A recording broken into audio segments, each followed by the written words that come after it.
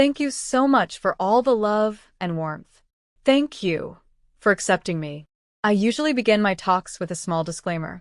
I have never claimed to be a motivational speaker. Yes, I do speak, but I always consider myself a storyteller. Wherever I go, I share a story because stories connect hearts, and stories stay longer than advice. I truly believe in the power of words. Many people speak before they think, but I know the value of words. Words can make you. Words can break you. They can heal your soul, and they can damage you forever.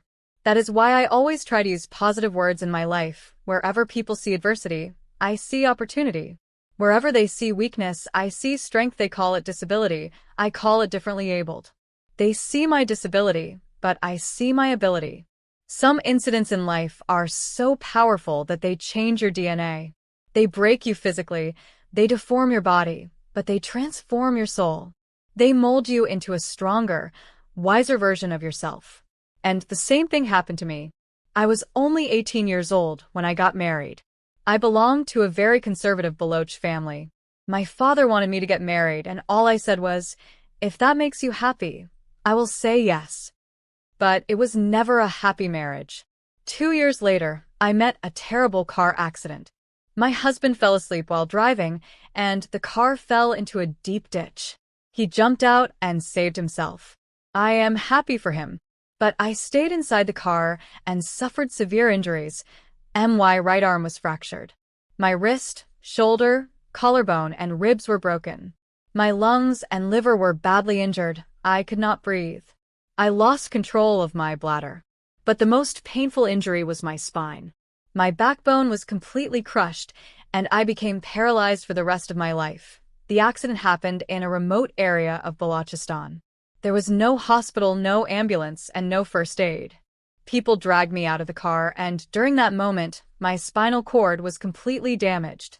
I looked at myself in the mirror and said, "I cannot wait for a miracle. I must accept myself now." I applied lipstick, erased it, cried, and then applied it again for myself. That day, I decided I would not try to be perfect for others. I would be real for myself. I started writing down my fears. Fear of divorce. Fear of rejection. Fear of loneliness. And I decided to face them one by one. The day I let go of my marriage, I liberated myself. The day I accepted that I might never give birth, I chose adoption. 2 years later, I adopted a baby boy. Today, he is my greatest blessing. I also feared people. I feared their sympathy. But one day, I chose visibility over hiding. I chose courage over fear. When I accepted myself, the world accepted me. I painted, I modeled, I spoke, and I worked for women and children. I became the national ambassador of UN Women Pakistan. I was featured in BBC 100 Women and Forbes 30 Under 30. But I always remember one thing: success is never me. It is always we. We chase perfection in life. Perfect bodies, perfect careers, perfect relationships. But perfection does not exist. We are all perfectly imperfect, and that is beautiful. You are perfect when you make someone smile. You are perfect when you feel someone's pain. Pain connects us. Pain makes us human. People ask me why I smile so much. I smile because gratitude keeps me alive. The breath you just took is a blessing. Millions of people dream of living the life you are living right now. Do not die before your death. Do not live the same routine for 70 years and call it life. Live fully. Help others. Add value. Add color. That is real life. Be kind to yourself. Love yourself. Accept yourself. Life will test you, but it will also strengthen you. Never give up. Real happiness lies in gratitude. Thank you so much. They put me in the back of a Jeep and drove for 3 hours on a rough road to reach the nearest hospital. I was broken, physically and emotionally. I stayed in the hospital for 2.5 months. I went through multiple surgeries.